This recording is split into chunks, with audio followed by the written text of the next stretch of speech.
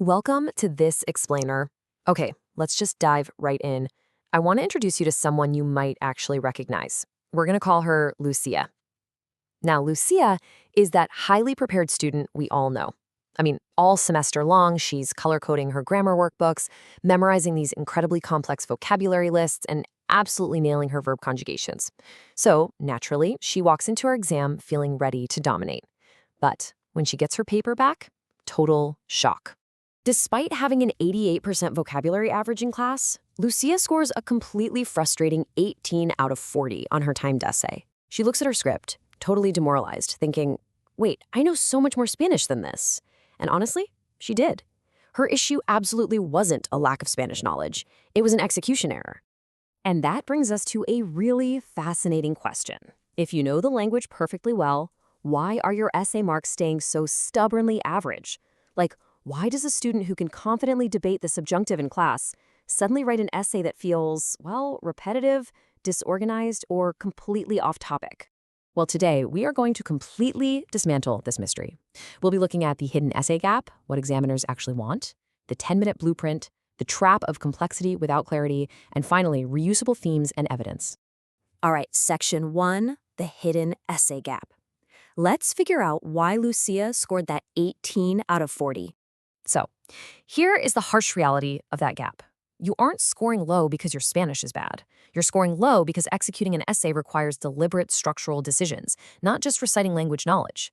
See, when weaker students get a bad grade, they instantly think, oh, I just need to learn more words. But top-tier students, they realize an essay is actually a sequence of choices. It's about what to include, what to leave out, how you organize your ideas, and how to stay crystal clear under immense time pressure.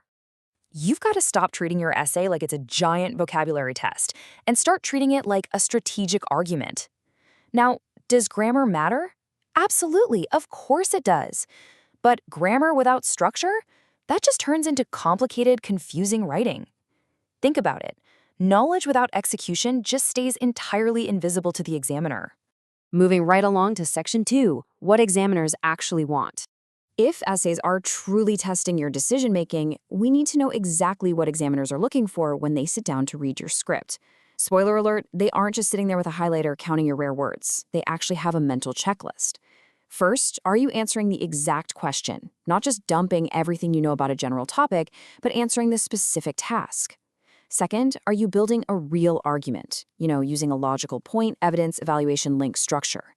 Third, are you controlling your Spanish? They want accuracy, not necessarily perfection.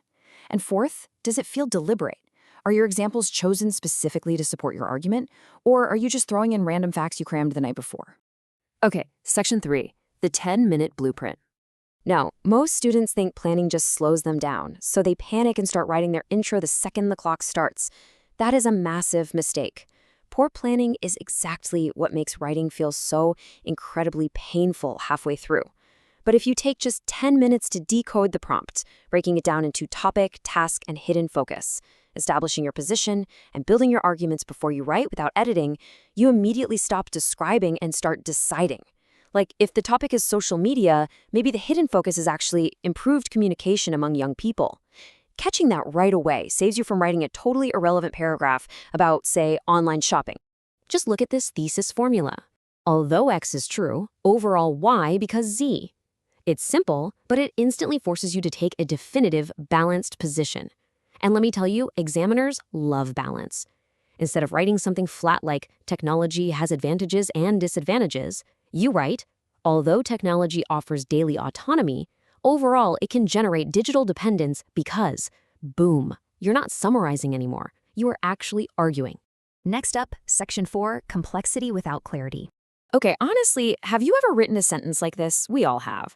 But this bloated, overcrowded Spanish sentence is exactly what happens when you try to force memorize subjunctives, conditionals, and chunky connectors where they really don't belong. You end up totally destroying your clarity. Students do this because they're desperately trying to show off their range, but the actual argument just drowns underneath all that tangled grammar. And this is why controlled risk-taking is always going to outscore overcomplicated sentences.